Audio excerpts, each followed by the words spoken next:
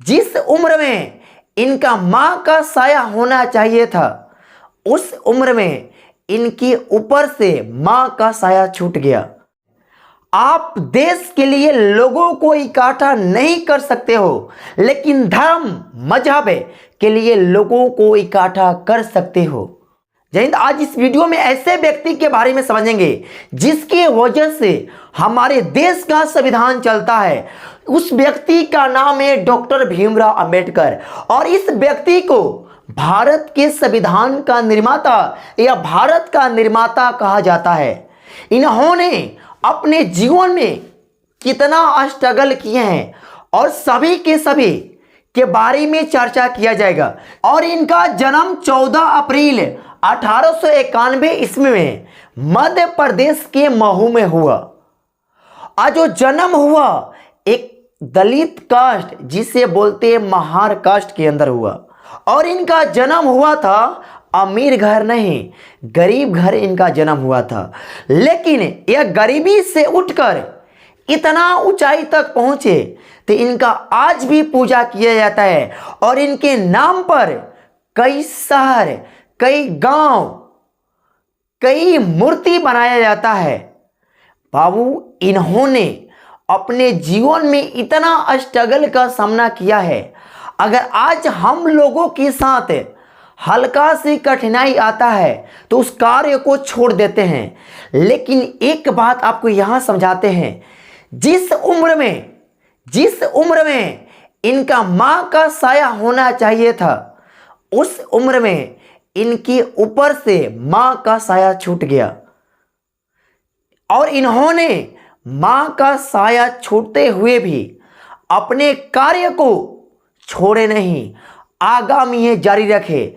तब जाकर यह डॉक्टर भीमराव अंबेडकर का संविधान का निर्माता या भारत का निर्माता कहा जाता है। ऐसे नहीं मुकाम मिलता है। मुकाम पाने के लिए कठिनाइयों का सामना करना पड़ता है, तब जाकर एक मुकाम हासिल होता है।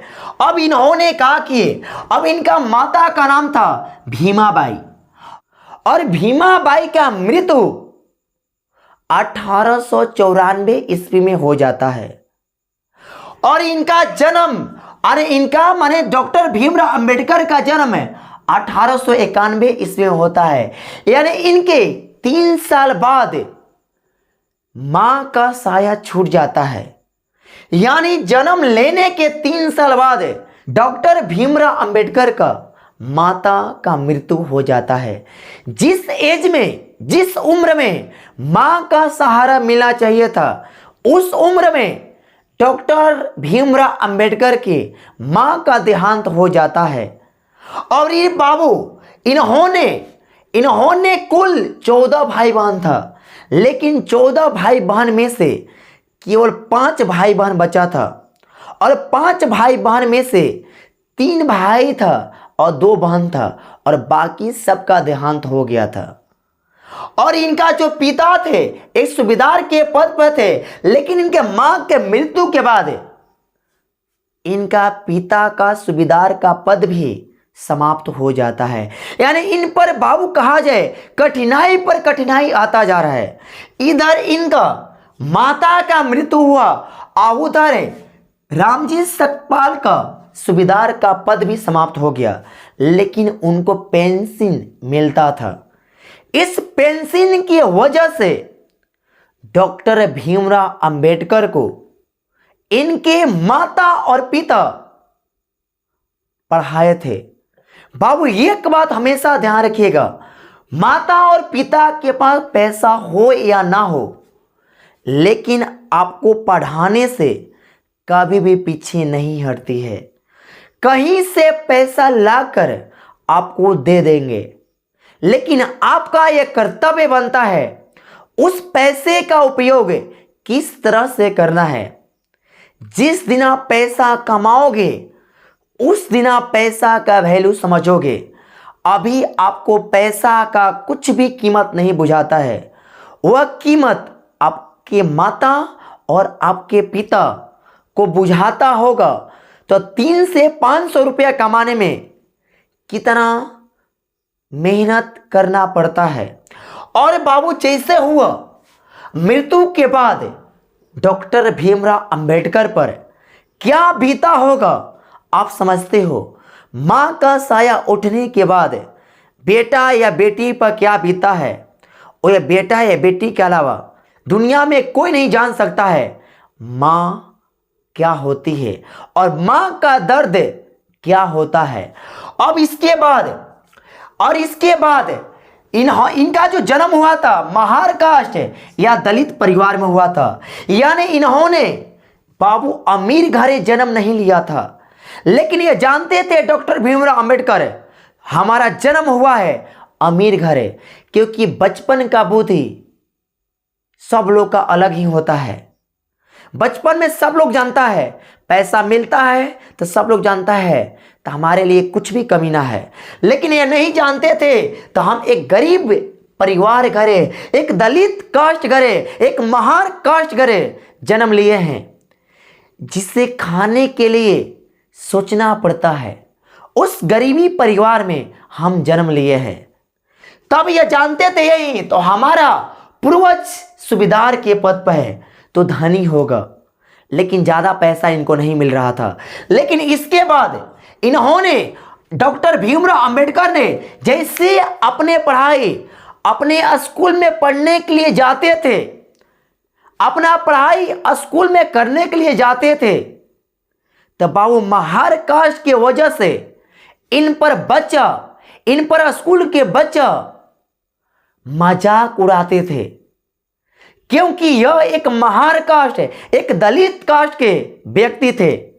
तब इस पर मजाक लोग उड़ाते थे, क्योंकि यही दो व्यक्ति यानी रामजी सतपाल का ही दो बेटे जो दलित कास्ट का स्कूल में पढ़ने जाते थे, क्योंकि यह सूबेदार के पद पर थे।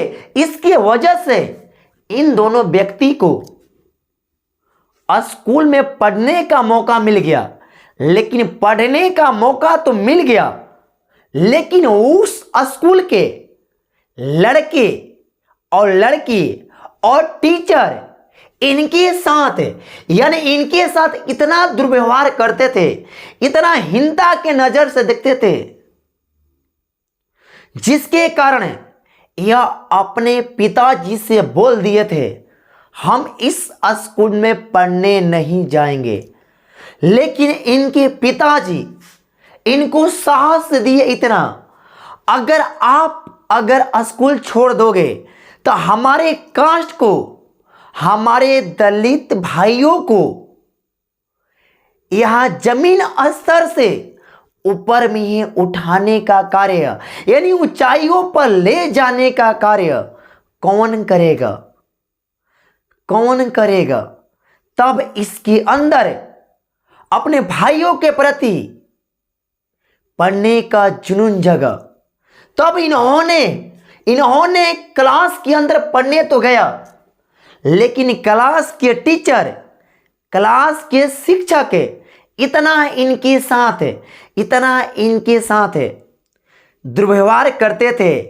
जिस नलके से पानी पीते थे उस नलके को उन लोग हाथ तक नहीं लगाते थे। अगर स्कूल के अंदर चपरासी को बोलते हैं पियोन, अगर बाबू पियोन तक नहीं आता था तो डॉक्टर भीमराव अंबेडकर और इनके भाई पानी के लिए तरस जाते थे। ऐसा इन लोगों के साथ ये अमीर लोगों ने दुर्व्यवहार किया है। ऐसे व्यक्ति का नाम नहीं होता है जब तक जितना व्यक्ति स्ट्रगल करेगा और जब तक जितना व्यक्ति मेहनत करेगा, उसका मेहनत अंत में इतना मुकाम लाता है जिसके कारण उसके मरने के बाद भी उसका नाम जिंदा रहता है। और डॉक्टर भीमराव अंबेडकर के मृत्यु के बाद भी आज तक और आने वाले पीढ़ी तक इनका नाम इस पृथ्वी पर कायम रहेगा, क्योंकि यह इतने चीज को झेले हैं, इतने समस्याओं को झेले हैं। हम लोगों में इतना झेलने की क्षमता ना है। जिस दिन आज झेलने के लिए अगर हम तैयार हम लोग हो गए तो हम लोगों को आगा बढ़ने से कोई दुनिया का व्यक्ति नहीं रोक सकता है। तो हम लोगों के प्रति, अपने देश के प्रति, अपने राज्य के प्रति, अपने जिला के प्रति, अपने गांव के प्रति अपने आप में एक कर्तव्य होना चाहिए।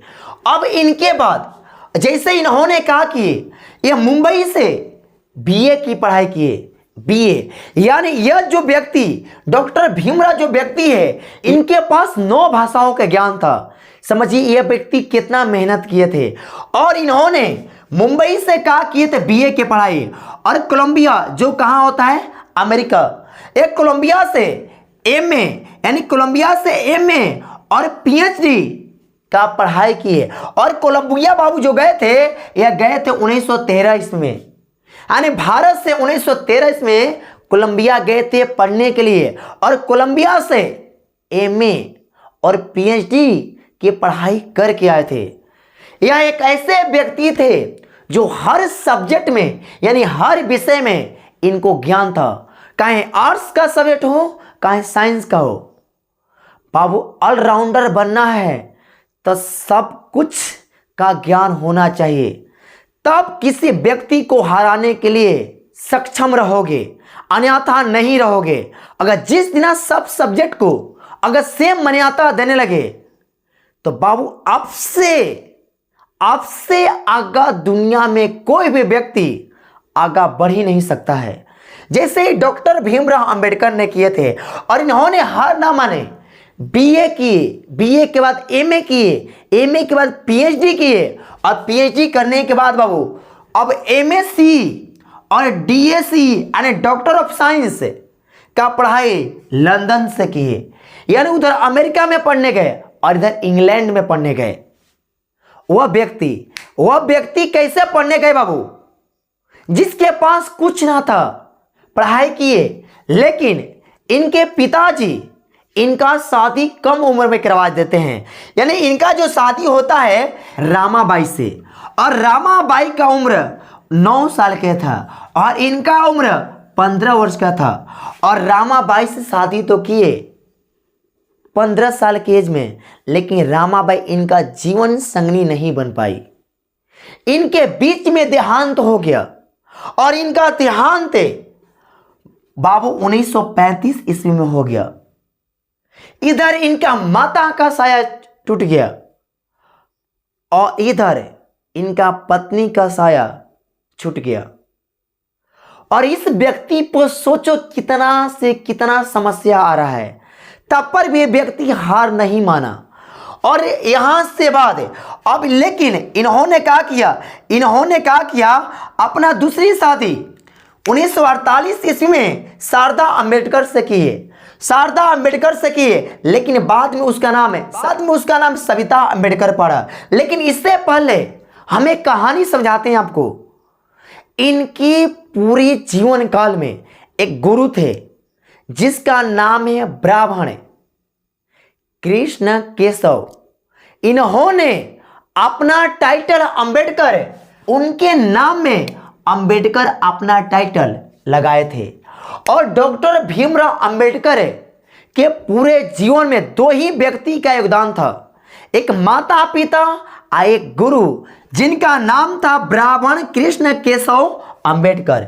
इन्होंने अपने साथ इस व्यक्ति को खिलाते थे, बैठाते थे और पढ़ाते थे। उस जमाने में यही गुरु उनकी साथ दिए थे। तब जाकर डॉक्टर भीमराव अंबेडकर बाबू यहां तक पहुंचे हैं। लेकिन जब डॉक्टर भीमराव अंबेडकर को बाबू लाइब्रेरी के अंदर, पुस्तकालय के अंदर पढ़ने नहीं दिया जाता था, यह बाहर पढ़ते थे, पेड़ के पास बैठ के पढ़ते थे। जब रोड पर से गाड़ी जाता था तो अपना पूरा पढ़ाई कॉपी पर रखते थे, किताब पर रखते थे। दुनिया क्या कर रहा है उसके बारे में प्रभाव मत करो, अपना कार्य करो, जैसे डॉक्टर भीमराव अंबेडकर ने किए। अगर यह हार मान जाते तो क्या अपना मुकाम हासिल करते? ना करते। अपने दलित भाइयों को यहां तक पहुंचाते ना पहुंचाते, आज ये संविधान का निर्माण करते तो ना करते, क्योंकि बाबू इन्होंने इतना स्ट्रगल किए हैं जो आज के युवक लोगों से होना असंभव है। अब इनके बाद बाबू यह समझाते हैं, अब इनका कुल 14 भाई बहन समझा दिए हैं कितना होते हैं और इनका जो मृत्यु होता है। लेकिन मृत्यु से पहले एक आपको बात समझाते हैं। मृत्यु से पहले इनका एक बीमारी हो गया जिसका नाम है डायबिटीज, और इसको हिंदी में बोलते हैं शुगर की बीमारी। इनका जो वेट हो गया, यानी इनका वजन जो बढ़ गया अपने क्षमता से ज्यादा। और बाबू जब डायबिटीज बीमारी हुआ, उस बीमारी में उस समय में यानी अपने ओल्ड अवस्था में शादी किए थे एक ब्राह्मण कुल के लड़की से। उस समय आज से पहले यानी 1891 में ब्राह्मण कुल को भगवान माना जाता था। ब्राह्मण कुल को भगवान माना जाता था। उस समय अमीर लोगों के घर के लड़के इनके साथ कितना दुर्व्यवहार किया। इनको सेम नलके से पानी तक नहीं पीने दिया जाता था और इनको अपने बोरी पर नहीं बैठाया जाता था। ये खुद से अपने घर से बोरी लेके जाते थे, तब जाकर ये पढ़ते थे और तब जाकर यह बाबू इतना मुकाम पर पहुंचे हैं। अगर जितना मेहनत करना है उतना तो आपको करना पड़ेगा, क्योंकि आप लोगों का एग्जाम आपके सर पे आ गया है। और जब सर पाया है तो जितना से जितना दम है, यानी जितना से जितना आपके अंदर क्षमता है उतना अपने पढ़ाई पर लगा दो। जब यह व्यक्ति कर सकते हैं अपने जीवन में, तो हम और आप अपने एग्जाम के प्रति क्यों नहीं कर सकते हैं? अपने एग्जाम में क्यों नहीं अच्छा रैंक ला सकते हैं? हमारे अंदर एक जज्बा होना चाहिए अपने रैंक के प्रति, अपने माता और पिता के चेहरा के प्रति। तब जाकर एक रैंक प्राप्त होता है। रैंक ऐसे ना मिलता है, रैंक को छीनना पड़ता है और छीनने के लिए आपको मेहनत करना पड़ेगा। मेहनत की बदौलत ही छीना जाता है। मार झगड़ा से रैंक छिनाता ना है, रैंक के लिए मेहनत करना पड़ता है। और इनके बाद इनके जीवन में एक व्यक्ति आए जिनका नाम था दादा केलुस्कर। यह एक समाज सेवी थे। जब डॉक्टर भीमराव अंबेडकर को इन्होंने देखे बाहर एक बाबू मैदान में एक पेड़ के नीचे पड़ते हुए, तो इन्होंने दादा केलुस्कर ने बाबू इनसे यही पूछे, आखिर जब लाइब्रेरी हाईवे किया है तो आप क्यों यहां पढ़ते हो? लेकिन यह व्यक्ति डॉक्टर भीमराव अंबेडकर दादा केलुस्कर के सामने खड़ा नहीं हो रहे थे, क्योंकि इनके अंदर यह भ्रम था कि हम महार कास्ट के अंदर जन्म लिए हैं। बाबू आज आपको एक बात बता रहे हैं, आप देश के लिए लोगों को इकट्ठा नहीं कर सकते हो, लेकिन धर्म मजहब के लिए लोगों को इकट्ठा कर सकते हो। आज धर्म के लिए लोग आपस में, आज जाति के लिए लोग आपस में मर मिट जाते हैं, लेकिन देश के लिए हमारे जवान ही अपना सर कलम कराते हैं, अपने जीवन बलिदान देते हैं। लेकिन यह धर्म के लेकर लोग आपस में लड़ते हैं और मरते हैं। और यह अगर यह धर्म के प्रति अगर संविधान बनाते तो बाबू क्या होता? इन्होंने ऐसा संविधान बनाया है जहां हर एक व्यक्ति का मान्यता समान रहेगा। अगर अमीर का भी लड़का गलत करेगा या गरीब का भी लड़का गलत करेगा तो दोनों का यानी दोनों व्यक्ति को जो सजा मिलेगा वो बराबर मिलेगा, क्योंकि इस संविधान के अकॉर्डिंग मिलेगा, क्योंकि जो भी न्यायालय चलता है इस संविधान पर चलता है। और संविधान का बनाने वाला डॉक्टर भीमराव अंबेडकर थे और इनके साथ बहुत सारे व्यक्ति का योगदान था। अब इसके बाद ये समझते हैं, अब इन्होंने कुल 9, इनके पास जो था कुल 9 भाषाओं का ज्ञान था और इन्होंने कुल 32 यानी कुल 32 डिग्री हासिल किए थे। अब उस जमाना में, जिस जमाना में इनके पास पैसा ना था, उस जमाना में इनके पास कुल 32 डिग्री था। और इन्होंने जो समाज सेवी था दादा केलुस्कर ने इनको प्रेरित किए, आप बुद्ध, ज्योतिबा फुले और कबीर का जीवनी पढ़ो। इन्होंने पढ़ा और इन्होंने उनके जीवनी से प्रेरित हुए, इन्होंने क्या किए हैं अपने जीवन काल में। तब बाबू आपको हर एक व्यक्ति का जीवनी पढ़ना चाहिए और जीवनी हमको बहुत सिखाता है। आखिर इतिहास हमें क्यों पढ़ना चाहिए? क्योंकि इतिहास हमें बहुत कुछ सिखाता है, इसलिए हमें इतिहास पढ़ते हैं।